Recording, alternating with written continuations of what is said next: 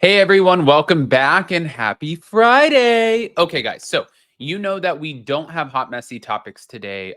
It's actually 6:07 a.m. over here. I'm getting ready to get onto a flight. Not yet. I think at like 12 or something like that. But I wanted to make sure that I had all of the content for today and there was enough content to do. So I'm letting Jason and my mother-in-law kind of relax, chill while I bunker down in my studio and get this out there. Now, before we jump in, if you guys haven't already, go ahead, pop off in the comment section. If you're not subscribed, get subscribed. Don't forget to hit that notification bell and let's jump right in. Again, I'm so sorry about hot, messy topics. Let's go.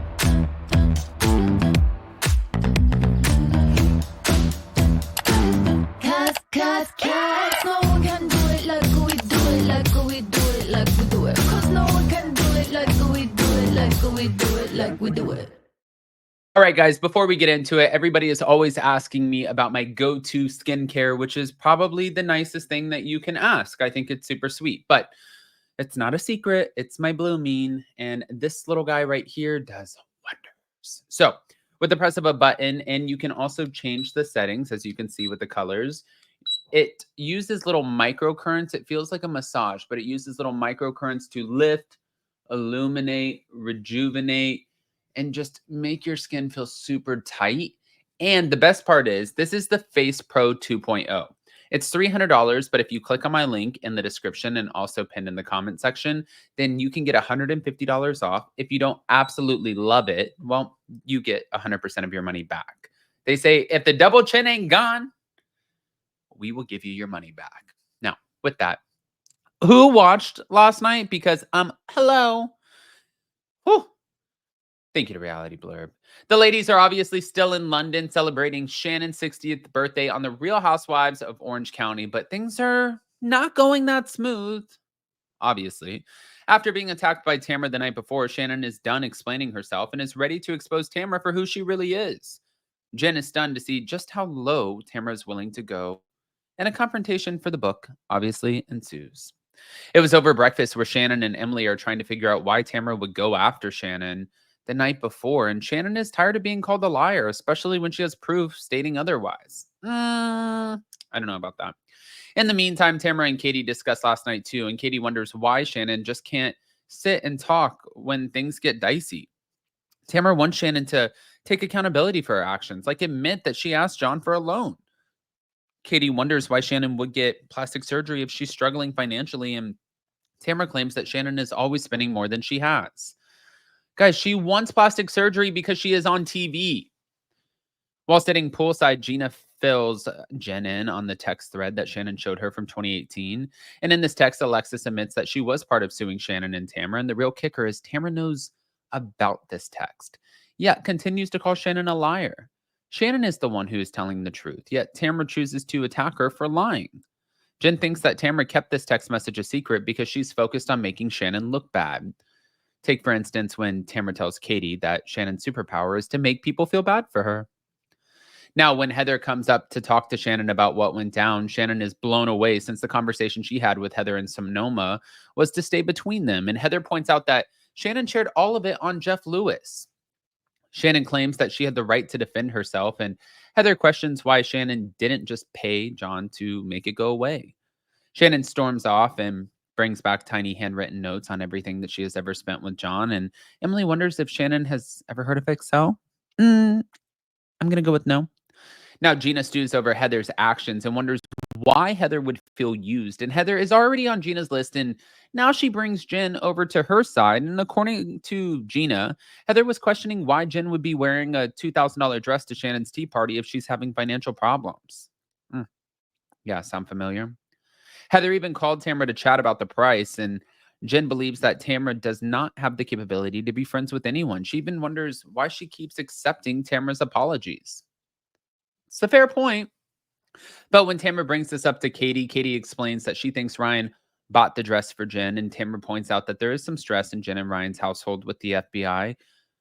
But obviously, Tamra is not letting the mouse go. According to Tamra, Ryan's business partner is a bookie, and the casinos send them on trips to gamble.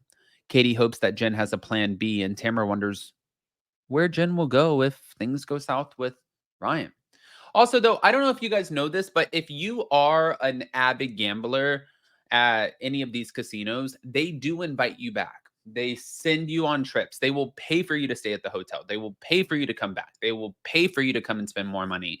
Like if you are spending enough money, you get a certain status. Yeah.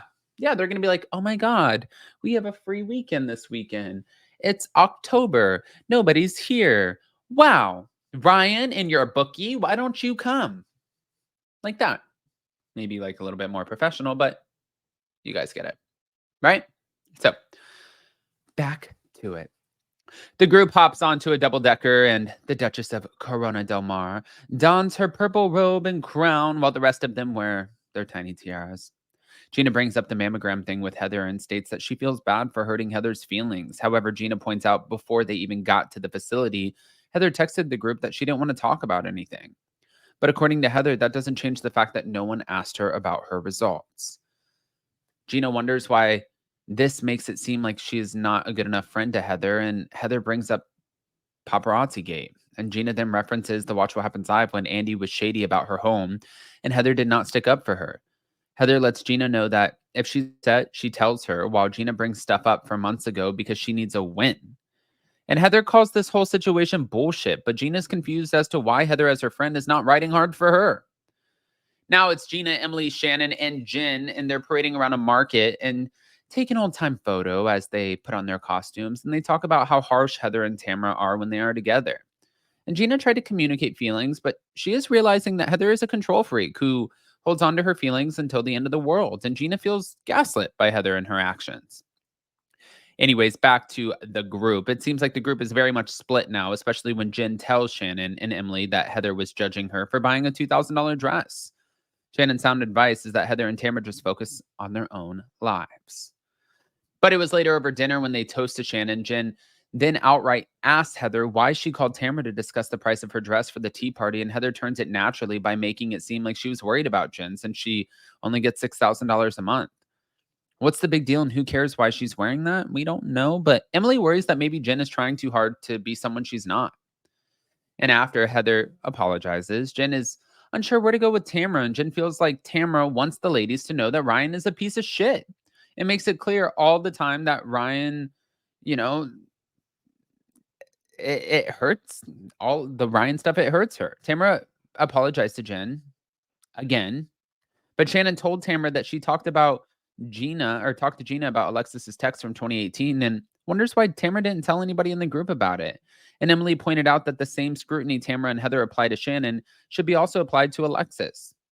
Shannon also seems held to the fire about everything, whereas Alexis always gets a free pass. And Shannon and Tamra went at it, and Tamra told Shannon to shut up and suggest Shannon leave. Now, the new Shannon realizes that this is her trip, and now that she's setting boundaries, she sees that Tamara's main goal is to hurt Shannon. Oh, surprise!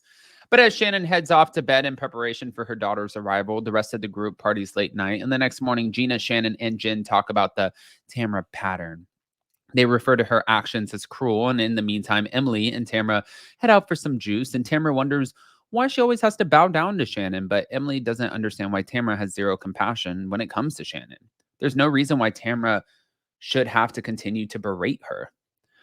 But because Shannon has had enough of Tamra talking behind people's backs, she brings out her secret weapon to drop another bombshell, old text messages, and Shannon turns the table on Tamra and shows Jen an exchange where Tamra states, "I'm asking my friend's husband if he can do a background check on Ryan." And Tamara is stooping to a new level. And according to Jen, Tamara has no soul and is trash since she is clearly trying to ruin her family. Jen immediately confronts Tamara, and Tamara swears to God on her kid's life that she did not do a background check on Ryan. But the receipts provided by Shannon prove otherwise. And as Jen finds her voice, Tamara smiles and claps, claiming she's so happy Jen is finally speaking up for herself. But it is ironic that Queen take accountability is not taking accountability for her actions, but it's time that Tamara own up to it all. Yet Tamara refuses to admit that she hired a PI to dig up dirt on Ryan and believes that Shannon is just trying to rile Tamara up. Jen tells Tamara that she needs to grow up, points out her kids, well, are with her, and everyone is happy. Boom. But after making her point clear that Tamra talks behind everyone's back, Heather simply states that was a lot. And maybe it's time Heather rethink her friendship too. We'll see. Guys, I want to hear what your thoughts are. Again, this was a major episode. Last night it was so frustrating because if you guys have Hulu was down last night, but I was like click, click, click, refresh, click, click, click, refresh, click, click, click, refresh. I have way too much energy for this time of the morning. This is why I have to stay away from my husband and everybody else because I'm just like, oh my God, I hope I did not just wake them up. Anyways, guys, pop off in the comment section, please. If you guys are not subscribed, get subscribed. Don't forget to hit that notification bell. And don't forget to check out my Blooming link pinned in the comment section. Also put down there in the description. And I'm so sorry about hot, messy topics, but I promise you we will be back next week. And yeah, I love you guys. We'll see you next time. Bye.